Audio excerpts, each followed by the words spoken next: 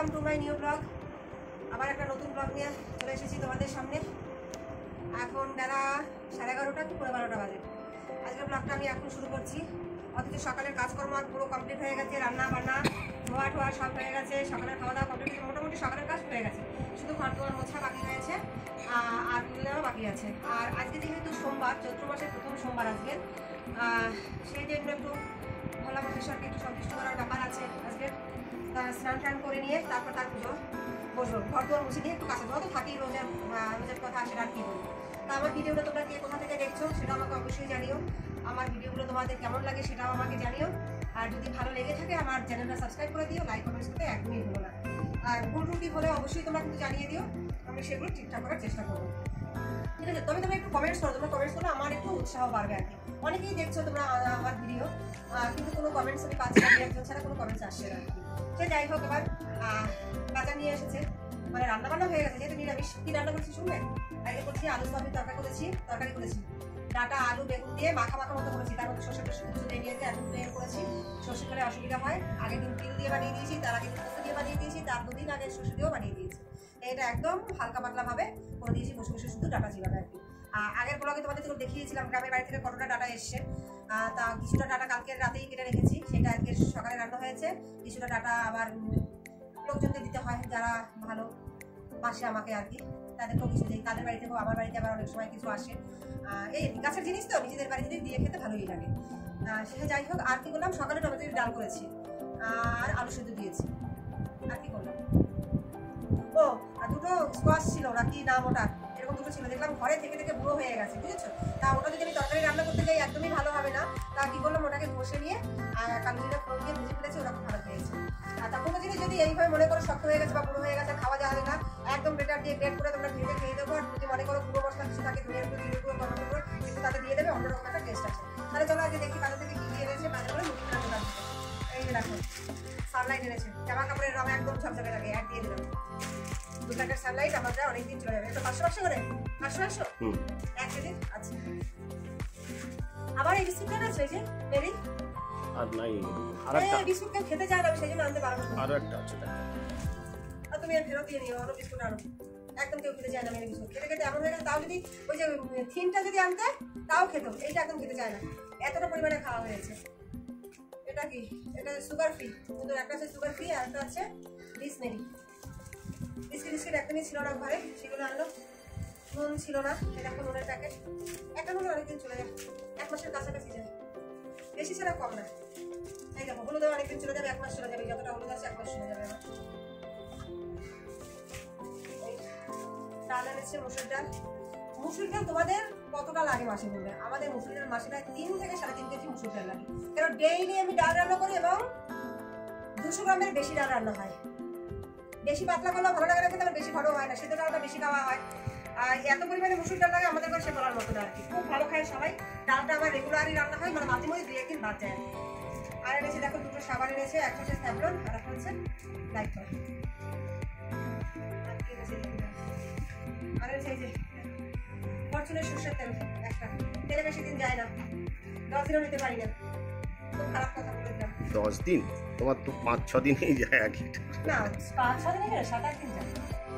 আর এই হচ্ছে দুধটা লাগবে, ভোলা মায়ের সাথে স্নান করাবো। ফুল কোথায়? ফুলের মধ্যে ফুল নেই, ওইখানে আছে। ওখানে রেখেছো? আগন্দের মালা পেয়েছো? আচ্ছা, কিন্তু ঘি আর মধু নেই, সেটা লাগবে। তা বন্ধুরা এই যে দেখো টুকিটাকি কিছু জিনিসপত্র দরকার ছিল, সেইগুলো চলে এসেছে। এবার এগুলো গোছগাছ করার পালা। গোছগাছ করে আমি ঘরটা মুছবো, মুছে আগে একটু বিশ্রাম নেবো, গরম লেগেছে, অসহ্য লাগছে। এখন ইচ্ছে করছে সেটা করে আমি এখানে শুয়ে পড়ি, কিন্তু কিছু করার নেই, শুলে এখন চলবে না, কাজ করতে হবে, বুঝেছো? তাহলে আগে তাহলে আমি এগুলো গোছাই, তোমরা আমার সঙ্গে থেকে। স্নান টান করে চলে এসেছি, ঘরের ওদিকের কাজকর্ম সব কমপ্লিট হয়ে গেছে, পুজো টুজো দেওয়াও হয়ে গেছে। যেহেতু আজকে সোমবার, তাই পুজো দিয়ে নিয়েছি। আগে দেখো মাথাটাও কিছু আশ্রয়নি, তা তোমাদেরকে আমি দেখাই আমি কীভাবে ঠিক পুজো করেছি। এই যে দেখো, এই যে আমার ভোলা মহেশ্বর, তাকে আমি স্নান টান করিয়ে নিয়ে ফুলের মালা টালা করিয়ে বসিয়ে দিয়েছি। আমার বাবা লোকনাথ, আমার কৃষ্ণ, আমার মা কালী, মা লক্ষ্মী, গণেশ বাবা, এদিকে হনুমানজি, এদিকে মায়ের পাশে আবার আছেন এই যে রামকৃষ্ণ পরমহংসদেব, আর মা আছে মা সারদা, এদিকে আছে নারায়ণ, এদিকে ভৈরবী মা লক্ষ্মী, মা সরস্বতী আছে, আর এইদিকে আছে দেখো এই যে জল তোমার থেকে তার মোটামুটি আজকে পুজো আমি করে নিয়েছি। আমার জল ঢালা হয়ে গেছে, এবার বাকি জল রেখে দিয়েছি, ছেলেরা এবং ওর বাবা এসে ঢালবে। তাই চলো। দেখো কর্তামশাই গেছেন মাছ ধরতে পুকুরে, তার জাল ফেতে এত ভালো লাগে সে আর কি বলবো, মাছের খুব নেশা, জাল দিয়ে মাছ ধরতে ভীষণই ভালোবাসে। তাই সেই 11টার সময় গেছে, এখন বেলা 1টা বাজে, এখনও ফেরার নাম নেই। এদিকে আজকে সোমবার, আমরা তো মাছ খাবো না, তা মাছ আনলে পরে সেটাকে ধুয়ে আবার ফ্রিজে রাখতে হবে। দেখো প্রায় 1-1.5 কেজি ওজনের একটা মাছ ধরে ফেললো, রুই মাছ ধরে ফেলেছে পুকুর থেকে। এবার একটা মাছ তো ধরলে হবে না, সঙ্গে তো আরও লোকজনও আছে, তাই 3-4 করে জাল ফেলেছে, আরও সঙ্গে সঙ্গে অনেক মাছ ধরেছে আর কি, তাদেরকেও দিয়েছে, ও নিয়ে এসেছে বাড়িতে। এবার এগুলো ধুয়ে মুছে রাখার একটা ব্যাপার আছে, ধুয়ে পরিষ্কার করে রাখার, যেহেতু সোমবার ছোঁয়া ছানা রাখলে অসুবিধাই হবে, তা নিজে এসেই এই কাজগুলো করে নিল, আমার আর করতে হয়নি এগুলো। দেখো বন্ধুরা, রাত এখন 1টা, 1:30 বাজে, তা আমি রাতের খাবার বসিয়ে দিয়েছি। দেখো এটা ডাল সেদ্ধ বসিয়ে দিয়েছি, এই যে আলু সেদ্ধ হয়ে গেছে, প্রেসার কুকারে করে নিয়েছি, ভাতে গড় দিয়ে দিয়েছি, এই যে দেখো। আর এই যে ছেলেকে বললাম লেবু আনতে, যেহেতু ডাল সেদ্ধ আজকে লেবু দিয়ে আর ডাল দিয়ে খাওয়া হবে, তা শুধু আলু সেদ্ধ দিয়ে খাবো। এই ভাবলাম কটা কাপড় আছে সেটাও একটু বেঁধে ফেলি, তাই বার করে রাখছি। চাচর এতটা হয়ে যাবে না আমাদের? আর সব পুরোটাই দিয়ে দাও। না, পুরোটা অনেকটা হয়ে যাবে। না না দিয়ে দাও না, বলছি শোনা, বলছি শোনা, হবে না, এতটা দিও না। হবে না। আচ্ছা ঠিক আছে, যদি লাগে আমি পরেটা আবার নিয়ে নেবো ওখানে, এতটা পাপড় আগে ভেজে নিই, তারপরে দেখা যাবে এখানে।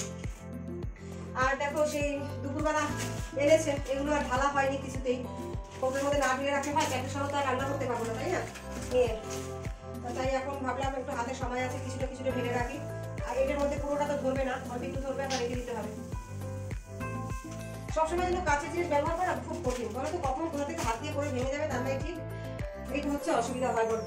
বহুত স্যাটিসফাইং লাগে যখন ধরে। হ্যাঁ, আর পায়ে ফুটলে আরো ভালো লাগবে। আসি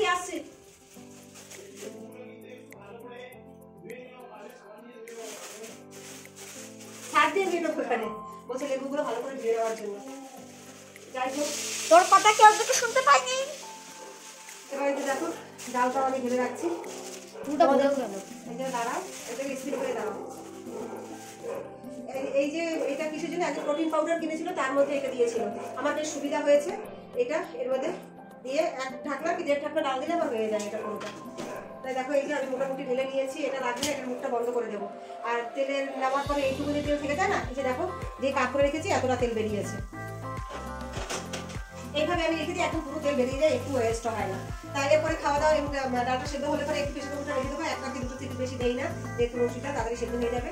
তারপরে খাওয়া দাওয়ার পর্ব চলবে আর কি, প্রচন্ড গরম। দেখো উনানের কাছে আসলেই ঘেমে যায়, তোমার দিয়ে বেশি আমি ভাবলাম। হ্যাঁ তুমিও খাবো। তার মানে ছোট্ট ভিডিওটা তোমাদের কেমন লাগলো তোমরা অবশ্যই আমাকে কমেন্টস করে জানিও, আর আমার চ্যানেলটা সাবস্ক্রাইব করতে একদমই ভুলো না, ঠিক আছে? লাইক কমেন্টস করে দিও। তাহলে আজকের এক পর্যন্তই, আবার পরের দিন নতুন ব্লগ নিয়ে তোমাদের সামনে হাজির হয়ে যাবো। Good night.